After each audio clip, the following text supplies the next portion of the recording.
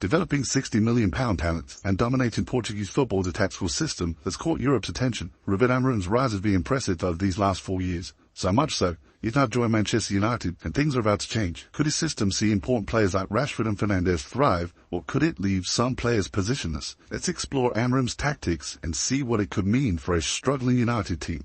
Now, to make things simple, we're going to break down Amorim's tactics into 5 sections in this video. How Amorim Sporting build out from the back, what you can expect from Amorim's style in possession, how Amorim sets up his team to press, what sort of variation there is in a low block when the press doesn't work, and most importantly, how it projects onto United. But first, let's take a look at the player roles within Amorim's system. Amorim sets his teams up in a 3-4-2-1 formation. When it comes to individual player roles, the base of the team is made up of a ball-playing goalkeeper and 3 centre-backs who are all expected to be more than comfortable on the ball, with the outside centre-backs expected to be much more progressive than the central centre-back. In central midfield, he uses a fairly traditional number 6 and number 8 combination. The 6 acts as the ball winner, while the 8 has the license to get forward to join in passing moves and become a threat in the opposition box. Out wide are the wingbacks, but they have slightly different roles, which I'll explain. The right wingback is more attacking and often left-footed, and the left wingback sits slightly deeper and looks to hit crosses and through balls. Ahead of these are the 2 attacking midfielders. One acts as a fairly standard attacking midfielder and looks to create whilst offering a goal threat, and the other is often filled by an inside forward or an inverted winger who uses their speed and ball carrying to create for himself in the team. Finally, up front is a centre forward. He needs to be competent with his back to goal, and more importantly, must have the athleticism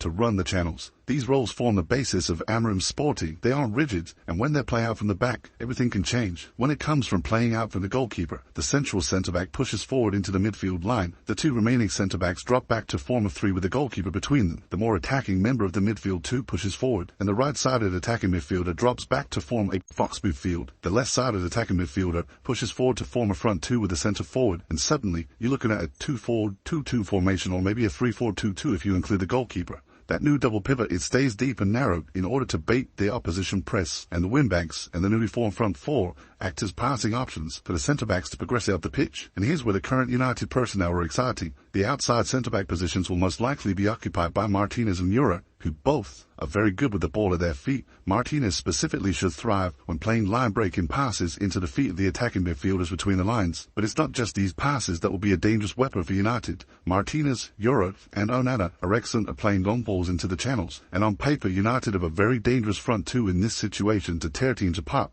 with Rashford and Haaland's pace and willingness to run the channels. They've certainly been off form this season. Can it change in the Amorim system? It's not just about the player characteristics, though. In Amorim's system, as the attacking midfielders sit narrower, the opposition fullbacks are drawn inside too. This is what helps to expose the opposition channels.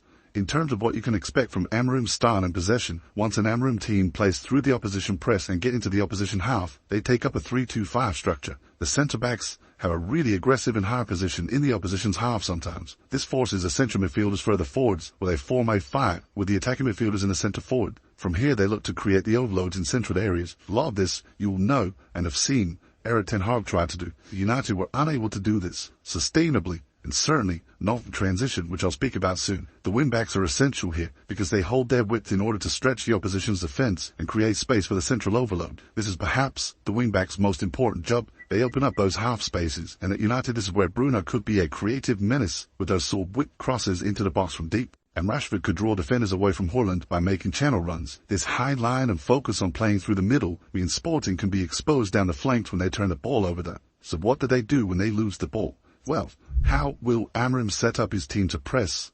Well, this is where we see something we were all dying to see under Erik ten Hag. Amorim Sporting, they are aggressive without the ball. The front 3 and midfield 2 press as a unit in a pentagon shape. These players, and particularly the 2 attacking midfielders, are expected to show a lot of intensity and work very hard. The solidity through the middle of the pitch that these 5 provide sees teams attempt to attack the more vulnerable wide areas, and here is what we've been missing. That's right, the ball side wingback steps up to join the press. Gone are the days now of midfielders being dragged out to press fullbacks and wingers making hopeless 60-yard runs back into their own half. The wingback actually will join the press, and the defense shifts across and the far side wingback drops into a more traditional fullback position. The shape, it might now look more like a 4-4-2, with Sporting looking to turn the ball over and counter. How would that work at United? Well, pressing intensity isn't exactly a term most people would associate with Rashford, so there is skepticism over whether he'll be able to perform in this system. Where although intensity will be expected from him, the help from the wing-back joining the press actually means he'll have far less ground to try and cover than he did in Ten Hag's system. So while there's uncertainty around his suitability, this more concentrated role could see Rashford improve. And maybe the same could be said about Garnacho.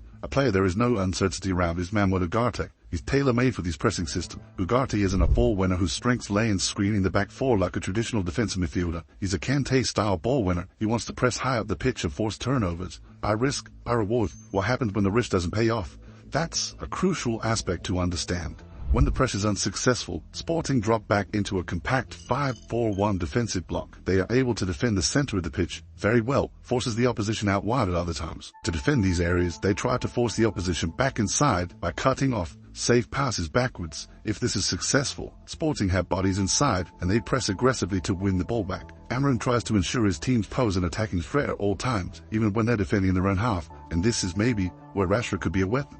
How, you ask? Well, Amorim allows his far-side attacking midfielder to cheat a little bit. He has them push forward and form what is essentially a front two with a striker, and when the team win the ball back, Rashford and Haaland with a high starting position, it could have fun. Those are the basics, really, of what we can expect from Amorim based on his time at Sporting. So who wins and who loses in this new United setup, right? As I said, Ugarte is a natural fit, freed from ball progression and defensive shielding duties to focus on his pressing strengths to clear winner. Martinez has positive and negative. His precise passing and comfort in a back three would suit Amorim's system, but his lack of athleticism could expose him to quick counterattacks in wide areas. As for Euro, ball carrying, long passing, paired with that natural athleticism and comfortability defending wide areas, he makes him a perfect right-sided centre-back in Amorim's system. Rashford, as we have gotten used to, could thrive or struggle. Playing as an attacking midfielder will put him close to goal, making him a bigger goal threat. He should also thrive as a ball carrier in transition. However, his ability to receive the ball with his back to goal in tight spaces is a concern. Bruno should excel with the movement of his teammates, creating constant passing opportunities, but again, the lack of ball carrying might be an issue. Perhaps the biggest winner could be Haaland. He'll be facing the opposition goal a lot more than he has been at United. Tasked mostly with running the channels and getting on the end of balls played into the box. His role will be a lot similar to the one he performed at Atalanta. Casemiro doesn't have the legs of security and possession that Amorim demands, so I'd expect him to move on. Garnacho could be a conundrum. Not really suited to the attacking midfield role due to the lack of creativity and composure. Could see him tried as wing-back. I'm not sure whether that's going to work.